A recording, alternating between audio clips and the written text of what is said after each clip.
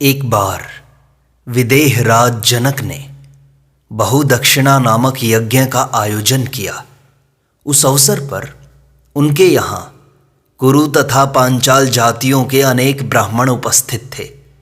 राजा जनक के मन में यह जानने की बड़ी प्रबल आकांक्षा थी कि उन ब्राह्मणों में से कौन सबसे श्रेष्ठ वेदज्ञ है। इस उद्देश्य से प्रेरित होकर उन्होंने अपनी शाला में 1,000 गायें बांधकर रख दी। उन गायों में से प्रत्येक के सींगों में 10 पाद सोना बंधवा दिया। उसके बाद राजा जनक ने उन ब्राह्मणों से कहा, हे आदरणीय ब्राह्मणों, आप लोगों में से जो सबसे श्रेष्ठ ब्रह्मज्ञाता सिद्ध होगा उसे इन सब गायों को अपने घर ले जाने का अधिकार रहेगा। किसी भी ब्राह्मण को अपने को सर्वश्रेष्ठ वेदज्ञ प्रमाणित करके उन गायों पर अपना अधिकार सिद्ध करने का साहस नहीं हुआ। उस यज्ञ में याज्ञवल्क्य भी आए थे। एक बहुत बड़े विद्वान और वेदज्ञ थे। उन्होंने अपने एक शिष्य से कहा, सौम्य, इन गायों को हमारे घर ले चलो। जैसी आपकी आज्ञा हो भगवन। यह कहकर वह सब गायों को खोलकर ले गया। दूसरे ब्राह्मणों ने जब यह देखा तो वे मन ही मन क्रुद्ध हो उठे। उन्होंने सोचा, यह याज्ञवल्क्य अपने को सर्वश्रेष्ठ ब्रह्मज्ञाता समझने की धृष्टता क्या सोचकर करता है। अश्वल नामक एक श्रेष्ठ ब्राह्मण राजा जनक के होता थे, यज्ञ कराने वाले थे। उन्होंने याज्ञवल्क्य से कहा, याज्ञवल्क्य, तुम क्या वास्तव में अपने को हम सब लोगों से श्रेष्ठ ब्रह्मज्ञानी समझते हो? हम सर्वश्रेष्ठ ब्रह्मज्ञानी को प्रणाम करना चाहते हैं, पर अभी यह प्रमाणित होना शेष है कि वास्तव में हम सब में श्रेष्ठ ब्रह्मज्ञ है कौन। यह न समझना कि हम लोग गायों को प्राप्त करने की इच्छा नहीं रखते, इसलिए विवाद द्वारा यह तय हो जाना चाहिए कि तुम ब्रह्म को अच्छी तरह समझ पाए हो या हम लोग तुमसे कुछ प्रश्न करेंगे, तुम्हें उनका उत्तर देना होगा। याज्ञवल्क्य ने कहा, अच्छी बात है, आप लोग प्रश्न करें, मैं उत्तर दूंगा। इसके बाद अनेक ब्राह्मणों ने याज्ञवल्क्य से अनेक प्रश्न किए और याज्ञवल्क्य ने उन सब के समुचित उत्तर दिए। उसके बाद वचक्नों की पुत्री गार्गी ने प्रश्न किया। उसने कहा, याज्ञवल्क्य, यह समस्त पृथ्वी जल से ओतप्रोत है, घिरी हुई है। यह तो मानी हुई बात है। अब हमें यह बताओ कि यह जल किससे ओतप्रोत है। याज्ञवल्क्य ने उत्तर दिया, हे गार्गी, जल वायु से ओतप्रोत है। तो गार्गी ने फिर पूछा, वायु किससे ओतप्रोत है? याज्ञवल्क्य ने कहा, अंतरिक्ष लोक से। गार्गी ने फिर प्रश्न किया, अंतरिक्ष लोक किससे ओतप्रोत है? याज्ञवल्क्य ने कहा, गंधर्व लोक से। इस तरह गार्गी प्रश्न पूछती रही और याज्ञवल्क्य कहते रहे आगे, आदित्य लोक से, चंद्र लोक से, नक्षत्र लोक से, देवलोक से, इंद्रलोक से, प्रजापति लोक से। फिर गार्गी ने प्रश्न किया, तो फिर प्रजापति लोक किससे ओतप्रोत है? याज्ञवल्क्य ने कहा, ब्रह्मलोक से। तो फिर ब्रह्मलोक किससे ओतप्रोत है? याज्ञवल्क्य ने कहा, गार्गी, अनुचित प्रश्न मत करो, इतने प्रश्न मत करो, नहीं तो तुम्हारा सिर नीचे गिर जाएगा। इस प्रकार के गहन विषय को तर्क द्वारा सिद्ध नहीं किया जा सकता। ब्रह्म तर्क के परे है।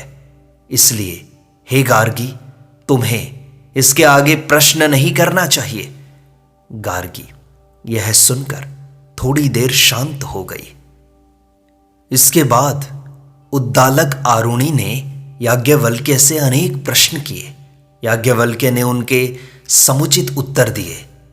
उसके थोड़ी देर बाद ही गार्गी वाचक ने भी यज्ञ सभा के समस्त ब्राह्मणों को संबोधित करके बोली, हे आदरणीय ब्राह्मणों, मैं याज्ञवल्क्य से 2 प्रश्न और करना चाहती हूं। यदि वे मेरे प्रश्नों का ठीक ठीक उत्तर दे दें, तब आप लोग निश्चित रूप से यह मान लें कि आप में से कोई भी ब्रह्मवाद में उनसे जीतने में समर्थ नहीं है। ब्राह्मणों ने कहा, गार्गी, हमने तुम्हारी बात मान ली, तुम याज्ञवल्क्य से प्रश्न करो। तब गार्गी सतेज स्वर में बोली, हे याज्ञवल्क्य, जिस प्रकार वीर पुत्र काशीराज अपने धनुष में डोरी चढ़ाकर अपने हाथ में 2 तीक्ष्ण तीरों को लेकर अपने विपक्षी के आगे खड़े होते हैं, उसी प्रकार मैं 2 प्रश्नों को लेकर तुम्हारे सामने खड़ी होती हूं। तुम्हें मुझे उन प्रश्नों का उत्तर देना होगा। याज्ञवल्क्य ने कहा, तुम अवश्य प्रश्न करो गार्गी। गार्गी ने पहला प्रश्न किया, हे याज्ञवल्क्य, स्वर्गलोक के ऊपर क्या है, पृथ्वी के नीचे क्या है, इन दोनों के बीच में क्या है? स्वर्ग और पृथ्वी ये दोनों क्या हैं? भूत, वर्तमान और भविष्य क्या है? और यह सब दृश्य जगत किससे ओतप्रोत है? किसके द्वारा ये सब छाया हुआ है? याज्ञवल्क्य ने उत्तर दिया, स्वर्गलोक के ऊपर जो कुछ है, पृथ्वी के नीचे जो कुछ है, बीच में जो कुछ है, वह सब आकाश है। स्वर्ग और पृथ्वी, भूत, वर्तमान और भविष्य, ये सब भी आकाश से ही ओतप्रोत हैं। गार्गी बोली, हे याज्ञवल्क्य, तुमने मेरे प्रश्न का यथार्थ उत्तर दिया है, इसलिए मैं तुम्हारे आगे अपना सिर झुकाती हूं। अब मेरे दूसरे प्रश्न के लिए तैयार हो जाओ। याज्ञवल्क्य ने कहा, मैं तैयार हूं गार्गी, तुम प्रश्न तो करो। गार्गी ने पूछा, जब सब कुछ आकाश से ओतप्रोत है तो आकाश किससे ओतप्रोत है? याज्ञवल्क्य ने उत्तर दिया, हे गार्गी, आकाश जिससे ओतप्रोत है उसे ब्राह्मण लोग अक्षर कहते हैं, कभी नष्ट न होने वाला कहते हैं। यह अविनाशी तत्व आत्मा या ब्रह्म न स्थूल है न सूक्ष्म, न दीर्घ है न ह्रस्व, न लाल है न स्निग्ध है, न यह छाया है न अंधकार है, न यह वायु है न आकाश है। यह असंग है, अरस है, अचक्षु है, अश्रोत्र है। यह आंखों से जो कुछ दिखाई देता है वह यह नहीं है, कानों से जो कुछ सुनाई देता है वह भी यह नहीं है, न यह वाणी है, न मन है, न प्राण है, न मुख है, न मात्रा है, अर्थात इसे किसी मापदंड से नापा नहीं जा सकता। न यह अंतर है न बाहर है, यह न किसी वस्तु को खाता है न इसे कोई खाता है। हे गार्गी, इस अविनाशी तत्व के शासन से ही सूर्य और चंद्रमा अपने अपने स्थानों पर हैं। उसी के शासन से आकाशलोक और पृथ्वी अपने अपने स्थानों पर हैं। उसी के शासन से पल, मुहूर्त, दिन, रात, पक्ष, मास, ऋतु और वर्ष अपनी अपनी नियत परिधियों पर अवस्थित हैं। उसी के शासन से पूर्वी प्रदेशों की नदियां बर्फ के सफ़ेद पहाड़ों से होकर पूर्व दिशाओं की ओर बहती हैं और पश्चिम देशों की नदियां पश्चिम की ओर बहती हैं। हे गार्गी, उसी के शासन से लोग दाता की प्रशंसा करते हैं, देवता यज्ञ करने वाले व्यक्ति का अनुगमन करते हैं और पितर आहुतियों को अपनाते हैं।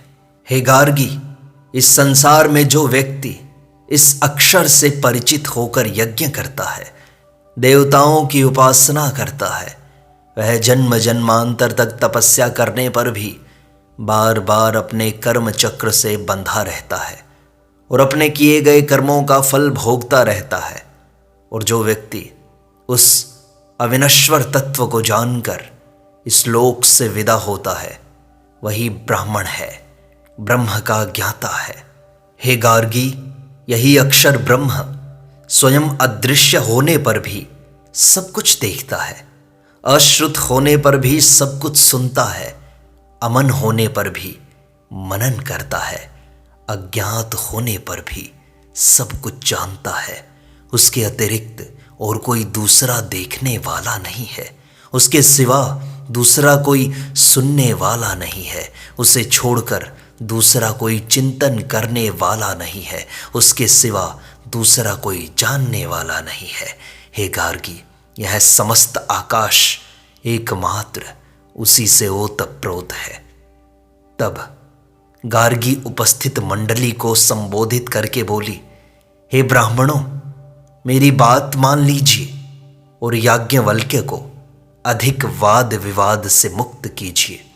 ब्रह्म के संबंध में ज्ञान और तर्क में उनसे जीत सकने वाला आप लोगों में से कोई भी नहीं है। यह कहकर गार्गी शांत हो गई। इस तरह याज्ञवल्क्य गार्गी का शास्त्रार्थ समाप्त होता है।